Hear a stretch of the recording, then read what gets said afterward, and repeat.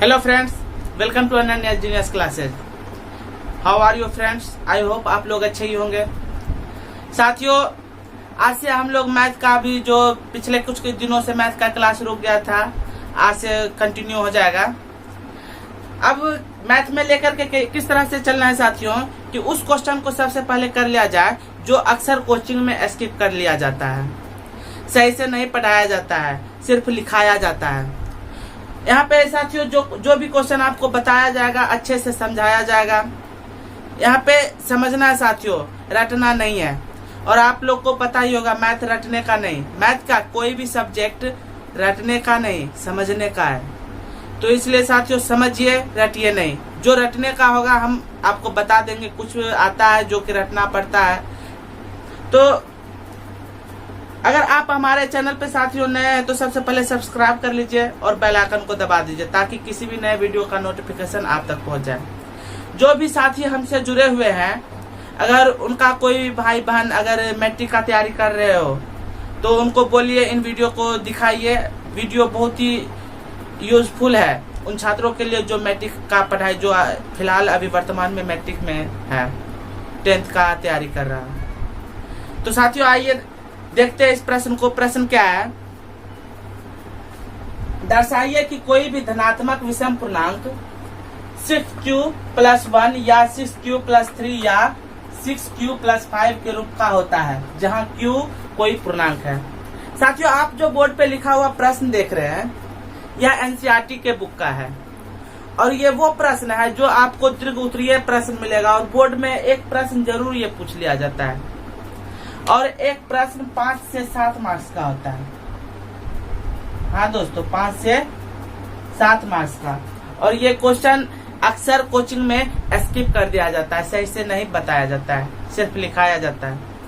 आपको यहाँ पे लिखाया नहीं जाएगा साथियों, समझाया जाएगा और अच्छे से समझ आएगा। आप अच्छे से वीडियो को देखिए। तो आइए क्वेश्चन, कोई भी क्वेश्चन हो साथियों, क्वेश्चन को सबसे पहले नंबर तो अच्छे से पढ़िए और क्वेश्चन में क्या बोला गया हो उसको अच्छे से समझिए।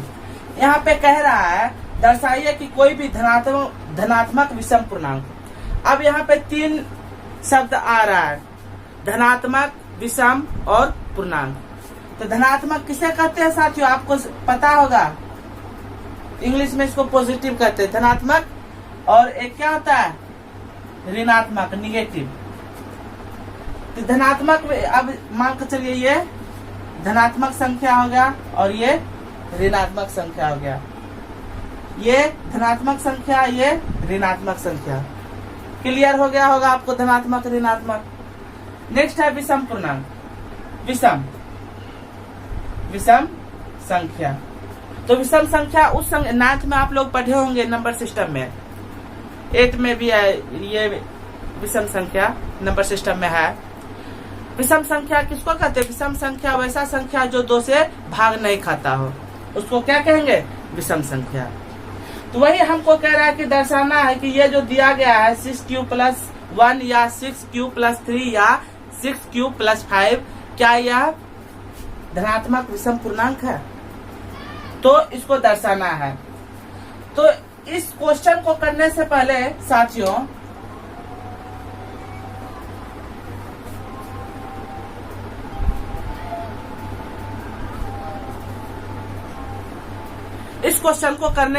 साथियों एक प्रमेय आता है, थ्योरम आता है, उसको समझना बहुत जरूरी हो जाता है। और वो प्रमेय क्या है?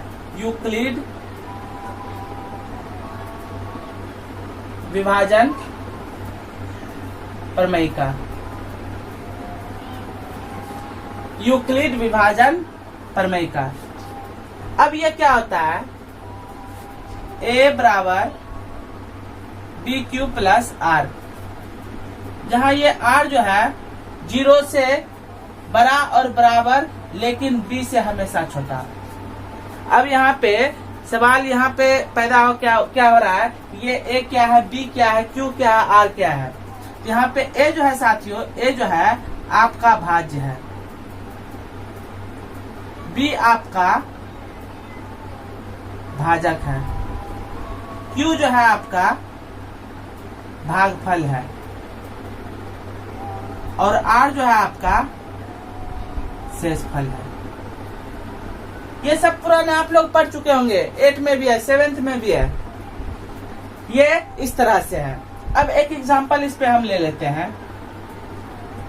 एग्जांपल क्या है कि 15 को हम 2 से भाग दे रहे हैं, 2 सते 14। तो यहाँ पे आप बताइए साथियों, a बराबर यानी कि भाज्य बराबर क्या है, यहाँ पे भाज्य बराबर 15, b यानी कि भाजक बराबर मेरा क्या है 2 है, भागफल बराबर क्या है 7 है, और r बराबर क्या है 1 है। अब ये 1 जो निकला है, ये देखिए इसको, इस पे फॉलो हो रहा है 1, r के जगह 1 दीजिए, और b कितना है 2 है। देखिए b 2 है। ये 1 जो है 0 से बड़ा है, 0 से बड़ा या बराबर हो सकता है, लेकिन 0 से कभी भी कम नहीं होगा। लेकिन 1 जो है b से यानी कि जो भाजक है, भाजक से क्या है 1 कम है। तो ये कंडीशन फॉलो होना चाहिए, नहीं तो यूक्लिड विभाजन प्रमेय का गलत हो जाएगा। तो अब देखिए साथियों, हम इस तरह से भाज्य, भाजक, भागफल और शेषफल यहाँ पे लिख लिया। अगर अब हम आपको बोले कि इस पे सेट कीजिए, तो क्या सेट नहीं होगा? आइए सेट करते हैं। a बराबर BQ प्लस R। a मेरा कितना है 15, b कितना है देखिए 2 है, q कितना है 7 है, r कितना निकल कर आया 1। अब देखिए 7 दूना 14 1 15, सेट हो गया कि नहीं? तो इसी को हम कहते हैं यूक्लिड विभाजन प्रमेय का। साथियों, इस प्रकार के क्वेश्चन को करने के लिए ये जो है यूक्लिड विभाजन प्रमेय का, यही इसी पे है ही। अगर आपका ये क्लियर नहीं है तो फिर ये क्वेश्चन आपको समझ नहीं आएगा। तो यूक्लिड विभाजन उम्मीद है कि आपको समझ आ गया होगा कि यही है a बराबर BQ प्लस R, जहाँ R जो है 0 से बड़ा या बराबर हो सकता है, लेकिन b से हमेशा छोटा होगा। और a बराबर भाज्य है, b भाजक है, q भागफल है, r शेषफल है। और ये एग्जाम्पल से आपको समझा दिया है। तो आइए अब नेक्स्ट जाते हैं। इसको मिटा रहे साथियों, अगर आप नहीं उतारे तो उतार सकते हैं। मिटाते हैं इसको।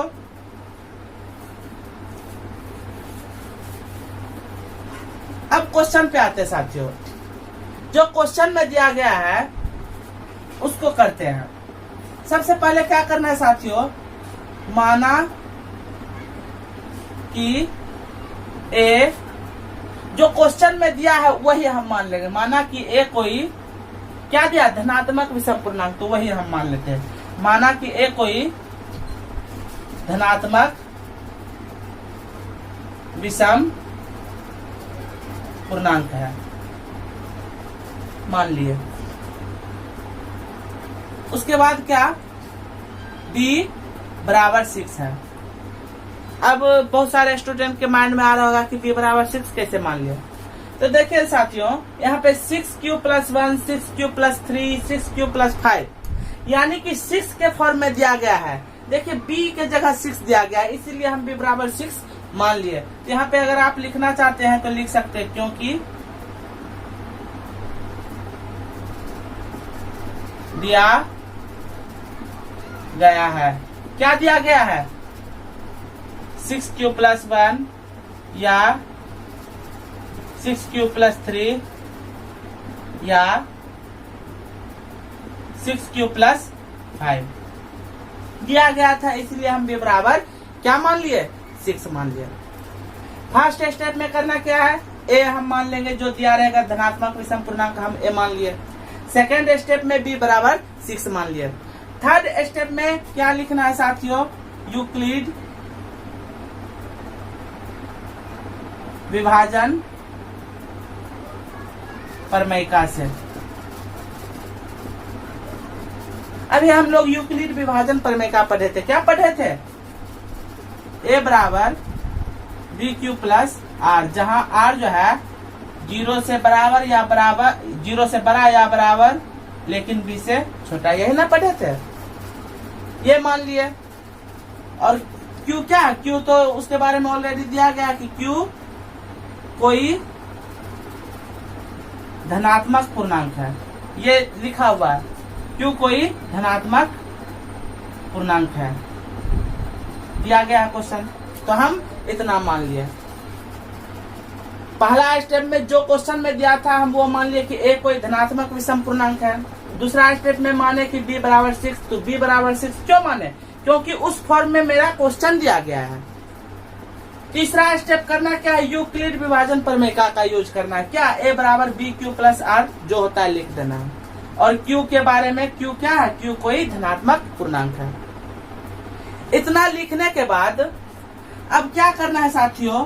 फिर से अब माना कि r बराबर हम 0, r बराबर जो है, अब देखिए r बराबर क्या होता है?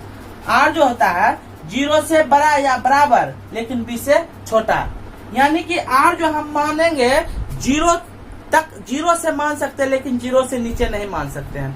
तो इसलिए हम r क्या मान लिए? 0 से मानना शुरू किया। अगर हम -1 मानते हैं तो ये फिर ये गलत हो जाएगा, यूक्लिड विभाजन प्रमेय का को फॉलो नहीं करेगा। तो r हम इसलिए कहां से मानते हैं? 0 से मानते हैं।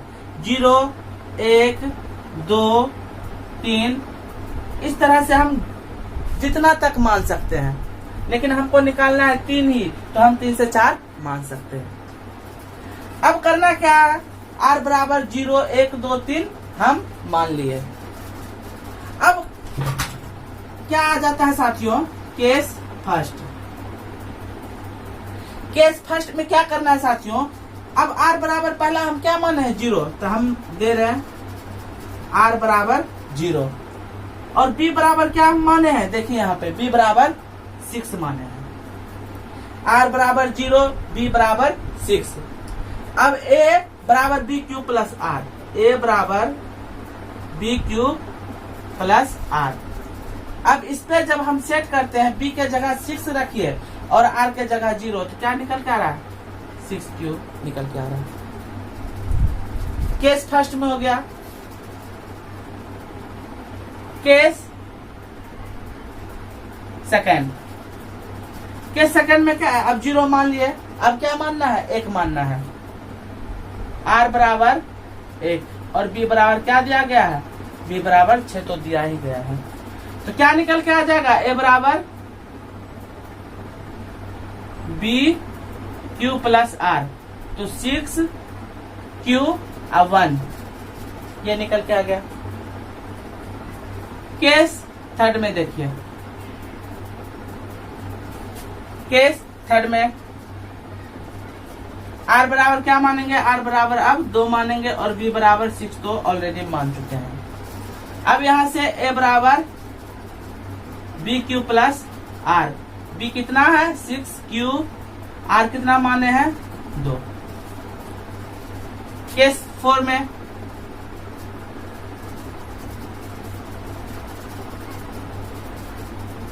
केस 4 में क्या मानना है? केस 4 में हमको r बराबर 3 मानना है और b बराबर 6।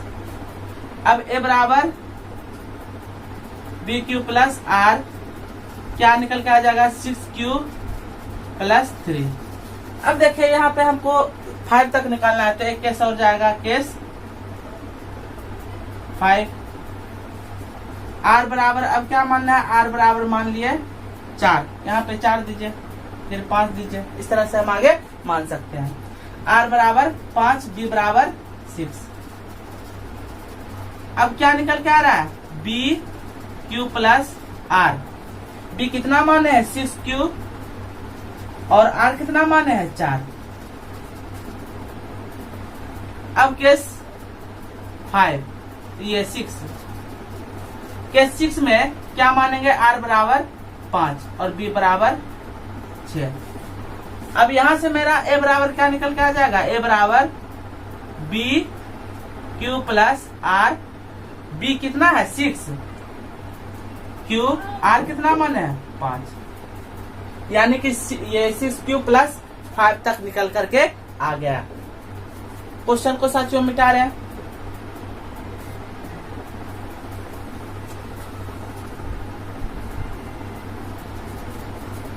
अब देखिए साथियों, केस फर्स्ट में मेरा निकल के क्या आ रहा है? 6q। केस सेकंड में 6q प्लस 1। केस थर्ड में a मेरा निकल के आ रहा है 6q प्लस 2। केस 4 में मेरा निकल के आ रहा है 6q प्लस 3। केस 5 में मेरा निकल के आ रहा है 6q प्लस 4। केस 6 में मेरा निकल के आ रहा है 6q प्लस 5। ए बराबर ये निकल के आ रहा है। अब हम माने क्या है, एक कोई धनात्मक पूर्णांक है, एक कोई धनात्मक विषम पूर्णांक है। कौन सा? विषम पूर्णांक है। और मैंने आपको क्या बताया, विषम संख्या किसे कहते हैं? वो संख्या जो 2 से भाग ना खाए। अब देखिए, एक को जब हम धनात्मक विषम पूर्णांक माने हैं, कि धनात्मक विषम पूर्णांक, शब्दों पे ध्यान दीजिए साथियों, एक कोई धनात्मक विषम पूर्णांक है। अब देखिए यहाँ पे एक को जब हम धनात्मक विषम पूर्णांक माने, यानी कि वो 2 से भाग नहीं खाना चाहिए, लेकिन यहाँ ए बराबर मेरा क्या निकल के आ रहा है? 6q। अब बताइए 6q क्या 2 से भाग नहीं खाएगा? खाएगा। 6q मेरा 2 से भाग खाएगा। तो क्या ये पॉसिबल है? ये पॉसिबल नहीं है। अब क्या सेकंड में देखिए, 6q प्लस 1, क्या यह 2 से भाग खाएगा? यह 2 से भाग नहीं खाएगा, मतलब यह एक विषम पूर्णांक है। और यही तो मुझे निकालना है। इस देखिए क्वेश्चन में आप देखिएगा कि 6q plus 1, 6q plus 3, 6q plus 5 क्या विषम धनात्मक विषम पूर्णांक है? तो पहला है। अब केस थर्ड में देखिए, मेरा ए बराबर क्या निकल के आ रहा है? 6q plus 2। देखिए 2 से भाग खा रहा है, 2 3 6, 2 1 2। तो क्या यह पॉसिबल है? क्या यह धनात्मक विषम पूर्णांक है? नहीं, ये धनात्मक सम पूर्णांक निकल के आ रहा है, यह पॉसिबल नहीं है। केस फोर्थ में देखिए, निकल के क्या आ रहा है? 6q प्लस 3, 2 से भाग नहीं खा रहा है, मतलब यह विषम पूर्णांक है। देखिए वहां पे फॉलो हो रहा है, क्वेश्चन में आप मिलाइएगा। 6q प्लस 3 है, 6q plus 1, 6q plus 3, 6q plus 5, यह धनात्मक विषम पूर्णांक है। 5 में देखिए 6q प्लस 4, क्या यह 2 से भाग नहीं खा रहा है? 2 से भाग खा रहा है, 2 3 6, 2 2 4, तो यह धनात्मक विषम पूर्णांक नहीं है। अब ये केस 6 में देखिए क्या निकल का है? 6q प्लस 5, यह 2 से भाग नहीं खा रहा है, तो यह क्या धनात्मक विषम पूर्णांक है। तो अब यहाँ पे हमको लिखना क्या है, चूंकि हम माने हैं कि, क्या माने हैं कि ए धनात्मक विषम पूर्णांक है, विषम पूर्णांक है। लेकिन अब यहाँ पर जो मेरा a बराबर 6q, a बराबर 6q प्लस 2, a बराबर 6q प्लस 4 निकल के आ रहा है, क्या यह धनात्मक विषम पूर्णांक है? नहीं। लेकिन 6q प्लस 2 और 6q प्लस 4 धनात्मक विषम पूर्णांक नहीं है। नहीं है तो हम लिख दिए नहीं है। तो ये तीनों नहीं है, तो कौन तीनों है? एक ये है, एक ये है और एक है। तो अब वही लिखना है, इसको साथियों इसको मिटा दे रहे हैं।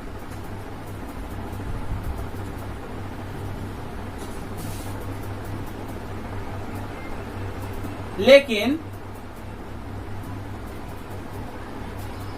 6q प्लस 1, 6q प्लस 3 या 6q प्लस 5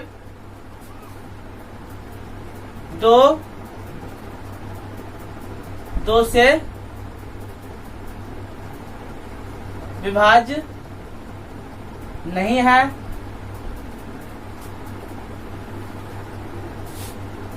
इसलिए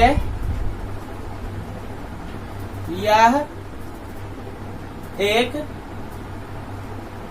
धनात्मक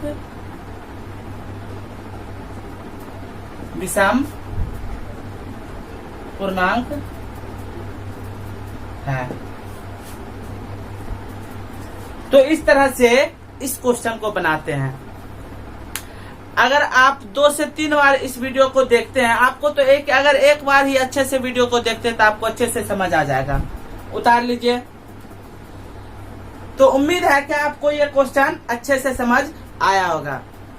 तो एनसीईआरटी का जब आप क्वेश्चन देखिएगा, ये फर्स्ट चैप्टर का ही है, तो आपको इस प्रकार का क्वेश्चन मिलेगा और आप आगे बनाने का कोशिश कीजिएगा। जो आगे का क्वेश्चन है उसको भी कल अपलोड कर देंगे। अगर आपको कोई भी क्वेश्चन अगर आपके पास है मैथ से रिलेटेड, चाहे वो जनरल कंपटीशन का हो या मैथ का, ये मैट्रिक का, 9th का, किसी भी क्लास का, आप उसको ये कमेंट बॉक्स में लिखिए, उसका सॉल्यूशन आपको दिया जाएगा। साथियों, क्लास कैसा लगा जरूर बताइएगा। आप लोग का सहयोग रहे तो इस तरह से हम आगे बढ़ते जाएंगे। और अगर आप हमारे चैनल पे नए हैं तो सबसे पहले सब्सक्राइब कीजिए, लाइक कीजिए और शेयर कीजिए। Thanks for watching my video. मिलते हैं अब नेक्स्ट वीडियो में। जय हिंद।